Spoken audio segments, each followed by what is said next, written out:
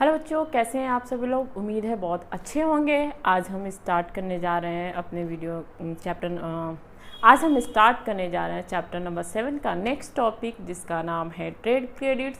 Trade credit क्या होता है? ट्रेड मीन्स होता है व्यापार करना, क्रेडिट मतलब होता है उधार। ठीक है, उधारी व्यापार करना, उसको क्या बोलते हैं? ट्रेड क्रेडिट बोलते हैं। Trade credit is the credit extended by one trader to another for the purchase of goods and service. It appears in the record of the buyer of goods as a sundry creditor or accounts payable. देखिए trade credit क्या है कि trade credit क्या है, यह जब एक man to man क्या होता है, बिजनेस होता है। जैसे कि मान लीजिए हम होलसेलर हैं और आप मैन्युफैक्चरर हैं, तो हम आपसे बिज़नेस कर रहे हैं। ठीक है, बिज़नेस कर रहे हैं तो हमने आपसे सामान लिया, कुछ पैसा दे के लिया, कुछ उधार पे लिया। ठीक है, तो उसको हम क्या करेंगे? ट्रेड क्रेडिट्स कहेंगे। हाँ, क्या हो रहा है? बिजनेस टू बिजनेस हो रहा है। जैसे कि आप भी बिजनेसमैन है, हम भी बिजनेसमैन है, तो वो उधार किसके बीच में हो रहा है? एक बिजनेसमैन से दूसरे बिजनेसमैन के बीच में।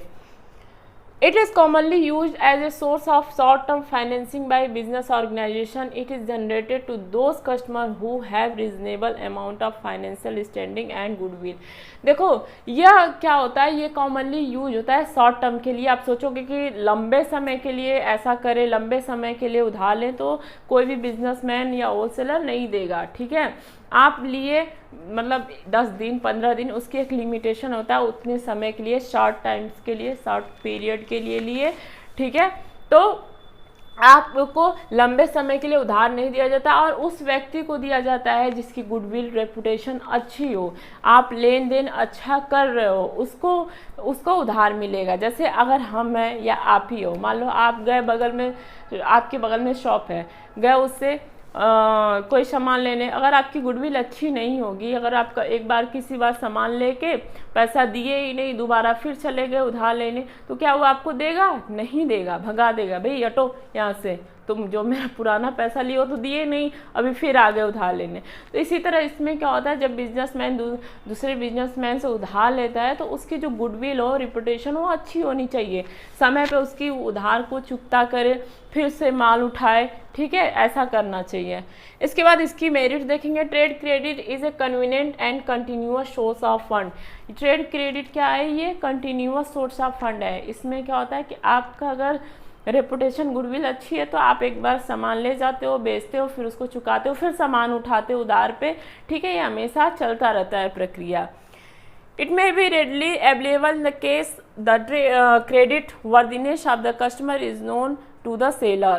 देखिए क्रेडिट तभी आपको मिलेगी जब सेलर आपको जानेगा। अगर हम नए हैं, ठीक है, मान लीजिए नए हैं, हम गए किसी शॉप पे, हम बोले भैया हमको उधार दे दो, तो क्या मुझे उधार देगा? क्या ओए मैं तो तुम्हें जानता ही नहीं, फिर मैं तुमको कैसे उधार दे दूँ?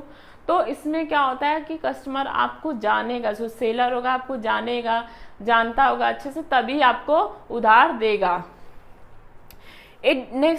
It does not create any charge on the assets of the firm while providing funds. देखो अगर कभी कभी क्या होता है, कुछ लोग बैड डेट निकल जाते हैं। बैड डेट मतलब ये अकाउंट्स में आपको डिस्कस करेंगे इसके बारे में। ये क्या होता है, जैसे वो लोग कि जो पैसा नहीं देते हैं, ठीक है, जो पैसा नहीं देते हैं समय से या देते ही नहीं है बिल्कुल, तो ऐसा नहीं है कि उसके एसेट्स को बेच के आप पैसा ले लो। हाँ, लड़ाई झगड़ा थोड़ा बहुत कर लोगे। मान लो हमने आपसे उधार लिया, हम आपको पैसा नहीं चुका रहे हैं या नहीं दे पाए किसी भी रीज़न से, या हम देना ही नहीं चाह रहे हो, तो आप हमसे लड़ाई कर सकते हो। लेकिन आप मेरे पर्सनली एसेट्स को बेच के कोई आप क्या कर सकते हो, अपना कर्जा नहीं चुका सकते। ठीक है, आप मुझसे लड़ाई झगड़े कर सकते हो।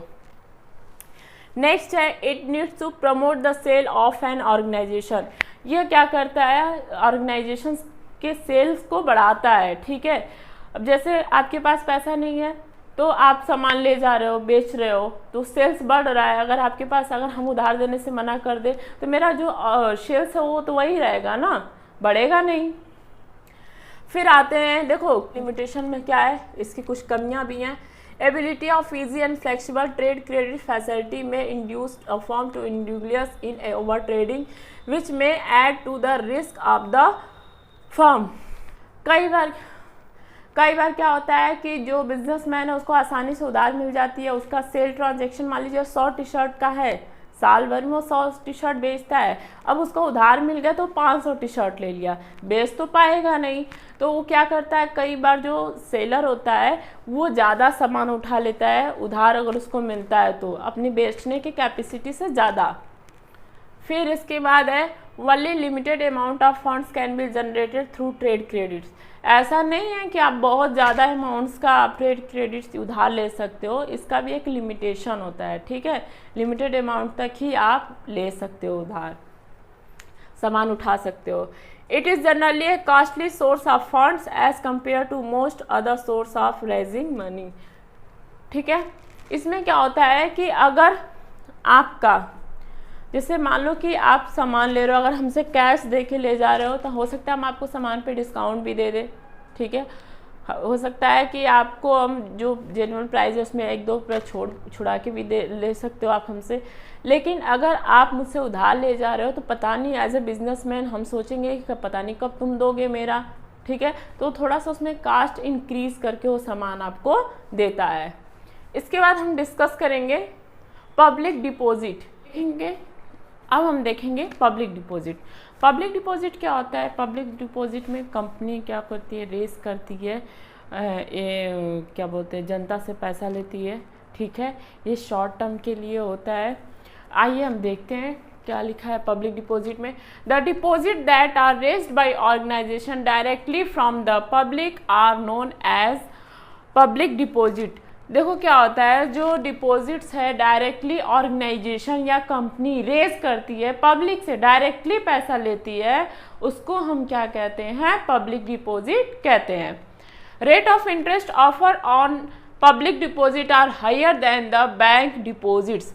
इसका क्या है, पब्लिक डिपॉजिट का जो इंटरेस्ट रेट है बैंक रेट से ज़्यादा होता है, इसलिए पब्लिक इंटरेस्ट होता है, इंटरेस्टेड होता है इसमें, इसको परचेस करने या इसको लेने के लिए, ठीक है। यहाँ पे क्या होता है, पब्लिक अपना पैसा कंपनी को लगाती है, ठीक है, उसके बदले कंपनी क्या करती है, उसको एक इंटरेस्ट रेट देती है जो कि बैंक से ज़्यादा होता है, ठीक है, बैंक से क्या होता है, ज़्यादा होता है, इसलिए यहाँ पे पब्लिक भी इंटरेस्टेड होती है और कंपनी को भी आसानी से पैसे मिल जाते हैं, ठीक है। यहाँ दो फायदे होते हैं कि पब्लिक को भी आसानी से पैसे मिल जाते हैं और जो पब्लिक है उसको भी इंटरेस्ट रेट जो है बैंक से ज़्यादा मिलता है। बैंक में जमा करेगा, डिपॉजिट करेगा अपना पैसा तो उसको कम मिलेगा interest rate, but in company अगर पैसा लगाता है तो उसको इंटरेस्ट रेट ज़्यादा मिलेगा। अब आते हैं मेरिट्स क्या है। The procedure of obtaining deposit is simple and does not contain restrictive condition as are generally there in a loan agreement. इसकी जो प्रोसीजर होती है बहुत ज़्यादा सिंपल होती है, लोन लेने की जो प्रोसीजर होती है लंबी होती है, ऐसा इसमें नहीं है। बस वो एक इशू करता है ऑर्गेनाइजेशन, हाँ, फॉर्म इशू करता है, उसको फिल आप करोगे और आप डायरेक्टली कंपनी को पैसा दे दोगे। बट लोन में क्या होता है, आपको मतलब आपको लोन अगर लेना है बैंक से तो आप वहाँ पर सिक्योरिटी जमा करोगे, ठीक है, बहुत सारे प्रोसीजर को फॉलो करोगे, बट यहाँ पे सिंपल प्रोसीजर होता है। Cost is lower than the cost of borrowing from bank and financial institution. इसका जो कॉस्ट होता है पब्लिक डिपॉजिट से, अब जो कॉस्ट होता है, इसका जो कॉस्ट होता है फाइनेंशियल इंस्टीट्यूशन से या किसी से उधार लेते हो तो वहाँ से कम गिरता है, ठीक है। They do not usually create any charge on the assets of the company. देखो पब्लिक डिपॉजिट में क्या होता है, जैसे कि अगर आप पब्लिक पैसा जमा कर रही है आपके पास, अगर कुछ हो जाए बाई चांस, कंपनी लॉस में चली जाए, तो वो आपके कंपनी के प्रॉपर्टी पे, पर्सनल प्रॉपर्टी पे या ऐसा कुछ जो क्लेम नहीं कर सकती है, ठीक है, उस पर कोई चार्ज नहीं कर सकती है, ऐसा नहीं कि उसको बेच के देना ही पड़ेगा। बट लेकिन अगर कंपनी लोन लेती है तो उसको, अगर उसके पास पैसा नहीं है तो अपना पर्सनल एसेट सेल करके, ठीक है, कंपनी का एसेट सेल करके उसको क्या करना पड़ेगा, लोन की भरपाई करनी पड़ेगी। इसके बाद है next, as the depositors do not have voting right the control of the company is not diluted.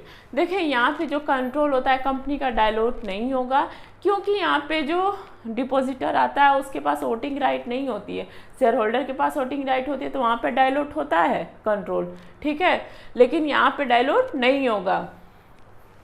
अब देखते हैं लिमिटेशन में क्या है। कलेक्शन ऑफ पब्लिक डिपॉजिट में prove difficult particularly when the size of deposit require is large. इसमें क्या है कि अगर जो आप कलेक्ट करते हो अमाउंट वो शॉर्ट होता है, मतलब बहुत ज़्यादा अगर आपको पैसा चाहिए तो आपको पब्लिक डिपॉजिट से आप कलेक्ट नहीं कर सकते हो, ठीक है। सिंपल सा है कि अगर आपको ज़्यादा अमाउंट चाहिए, ज़्यादा पैसा चाहिए, लार्ज क्वांटिटी में चाहिए तो आप पब्लिक डिपॉजिट से कलेक्ट नहीं कर पाओगे। Next, it is an unreliable source of finance as the public may not respond when the company needs money। देखो एक चीज़ और है, जब ज़रूरी नहीं है कि जब कंपनी को पैसे की ज़रूरत हो तो पब्लिक उस समय पैसा डिपॉजिट ही करे, पब्लिक पैसा उस समय दे ही कंपनी को, ये यहाँ पे कंपल्सरी नहीं होता है, ठीक है। Next, new company generally find it difficult to raise funds through public deposit. देखो भाई हम कंपनी वाले हैं, हम नए कंपनी हैं, ठीक है, आप हो पब्लिक, ठीक। अगर मेरा नया कंपनी हो, आप हमको जानते नहीं हो, पहचानते नहीं हो, तो आप क्या मुझे तुरंत डिपॉजिट, तुरंत मेरे पास पैसे दे दोगे? ठीक है, आप मुझे जानते हो नहीं, मैं बोली कि मुझे 10 लाख रुपए आपसे चाहिए तो क्या आप मुझे 10 लाख दे दोगे? नहीं दोगे। बिकॉज क्यों? क्योंकि आप मुझे जानते नहीं हो, अभी हमने अपना रेपुटेशन बनाया नहीं है, अभी हमने कंपनी को स्टार्ट किया, अभी हम नए आए हैं इस फील्ड में, पता नहीं, हो सकता आप सोचो हम 10 लाख दे दें और मैं भाग गई तो, ठीक।